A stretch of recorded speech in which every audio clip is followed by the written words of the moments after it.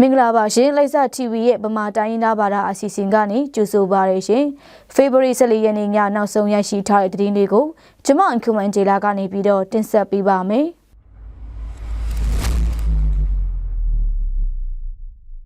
KIA တပ်မဟာ17ရှိကူမြို့နယ်တရက်ကုန်းကြီးရွာတွင်ဖေဖော်ဝါရီ13ရက်နေ့အချမ်းတရားတရားတိဖွင့်ပွဲပြုလုပ်ကြောင်းသိရပါတယ်တရက်ကုန်းကြီးရွာရှိပြည်သူတွေကရွာအလေးမှာရေချောင်းချနေတာကြောင့်သွာလာရေးဘိုင်းမှာအခက်အခဲရှိနေပြီး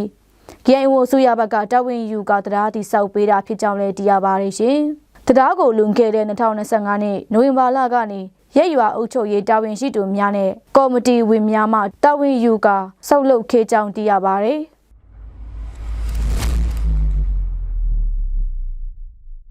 တလူကြီးကျေးရွာတွင်ဖေဖော်ဝါရီ13ရက်နေ့နေ့လယ်7:00နာရီအချိန်ခန့်တွင်စစ်ကော်မရှင်တပ်မှလေကြောင်းတိုက်ခိုက်မှုပြုလုပ်ကြောင်းသိရပါသည်။ရွာအတွင်းလေကြောင်းဖြင့်ဘုံကျဲတိုက်ခိုက်မှု3ကြိမ်ပြုလုပ်တာကြောင့်2ဦးသေဆုံးပြီးကလေးငယ်2ဦးနှင့်အမျိုးသမီး2ဦးတို့ထိခိုက်ဒဏ်ရာရရှိကြပြီးရွာသားများအုံပြုနေတဲ့ဆက်လက်အချို့လည်းပျက်စီးသွားကြောင်းသိရပါသည်။ဖေဖော်ဝါရီ12ရက်နေ့တွင်လည်းညသကောင်12နာရီအချိန်ခန့်တွင်လည်းစစ်ကော်မရှင်တပ်မှလေကြောင်းဖြင့်ဘုံကျဲတိုက်ခိုက်မှုပြုလုပ်တာကြောင့်ထိခိုက်ဒဏ်ရာရရှိသူများရှိပြီးနေအိမ်များပျက်စီးသွားကြောင်းလည်းသိရပါတယ်ရှင်။ဖေဖော်ဝါရီ13ရက်နေ့မနက်8:00နာရီအချိန်တွင်လည်းဖကန်တမကုံမှာတောင်ပြိုရင်ဂျင်ခါ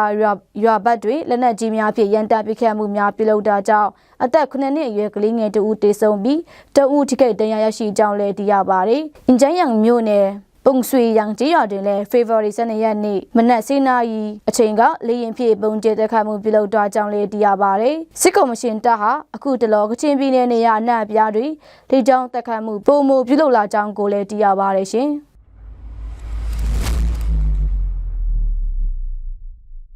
Kachin State Comprehensive University တက္ကသိုလ်ကျောင်းရဲ့၄ကြိမ်မြောက်ပွဲအနှင်းတပင်ပွဲကိုယနေ့ဖေဖော်ဝါရီ14ရက်နေ့မနက်9:00နာရီတွင်လိုက်စာမြို့တွင်ကျင်းပပြုလုပ်ကြောင်းသိရပါသည်။အဆိုပါခမ်းနားတွင်ပွဲအနှင်းခံယူမိတက္ကသိုလ်ကျောင်းသားကျောင်းသူများကို KIC ဒုဗိုလ်ချုပ်ကြီးဆွမ်လုကွန်မော်မှကျောင်းစင်ကွန်ပျူတာလက်မှတ်နှင့်ပွဲအနှင်းပေးကြောင်းသိရပါသည်။ပွဲအနှင်းခံယူပြီးတော့ကျောင်းသားကျောင်းသူများကိုဒုဗိုလ်ချုပ်ကြီးဆွမ်လုကွန်မော်မှမင်းခွင်ပြောကြားရာတွင် KSU တက္ကသိုလ်ဟာပညာရေးကိုအဓိကထားပြီး Federal Democracy နိုင်ငံသို့တက်လှမ်းနိုင်ရာအတွက်ရည်မှန်းချက်အစအဦးဖြစ်ကြောင်းကိုမှတ်သားထားရန်နှင့်မိမိလူမျိုးတိုင်းပြည်အတွက်အကျိုးပြုနိုင်ရန်နှင့်ငြိမ်းချမ်းသော Federal Democracy နိုင်ငံတော်ရရှိနိုင်ရန်အတွက်မိမိတက်မြောက်ထားသောအတည်ပညာအတတ်ပညာများကိုအသုံးပြုပြီးတန်ဖိုးရှိသောရည်မှန်းချက်ပန်းတိုင်တို့ရောက်ရှိနိုင်ရန်ဆက်လက်ကြိုးစားသွားရန်မင်းခွင်တွင်ပြောကြားသွားပါသည်။ဤပွဲနှင့်တပင်အဆုံးသတ်မှတ်တိုင်တစ်ခုမဟုတ်ပါဘူး Federal Democracy နိုင်ငံတော်တည်ရှိကိုစတင်ချင်းနေရမယ်အစပြုခြင်းတစ်ခုပဲဖြစ်ပါလေတင်တို့အားလုံးဟာကိုကျိုးစွန့်ခြင်းလူမှုအကျိုးပြုခြင်းစီးလုံးညီညွတ်ခြင်းစတဲ့ Federal Democracy ပြည်တော်စုကြီးတည်ဆောက်တဲ့နေရာမှာ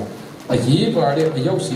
တိုင်းဖြစ်နေကြပါစေလို့ဆုတောင်းမေတ္တာပို့လိုပါတယ် KSU ဗဒါရဲ့ဆောင်တက္ကသိုလ်ကိုလွန်ခဲ့တော့2020နှစ်မေ30ရက်နေ့မှာစပြီးဖွလေတင်ကြားနေဒီမှာယခုနှစ်2026တွင်၄နှစ်ရှိပြီဖြစ်ပြီးယနေ့ဘက်နှင့်ခံယူသူကျောင်းသားကျောင်းသူအယောက်200ရှိကြောင်းကိုလည်းသိရပါတယ်ရှင်။နားဆင်ခဲ့ကြတော့မိဘပြည်သူများကိုစိတ်နှပြရှင်လန်းချမ်းမြေ့ကြပါစေရှင်။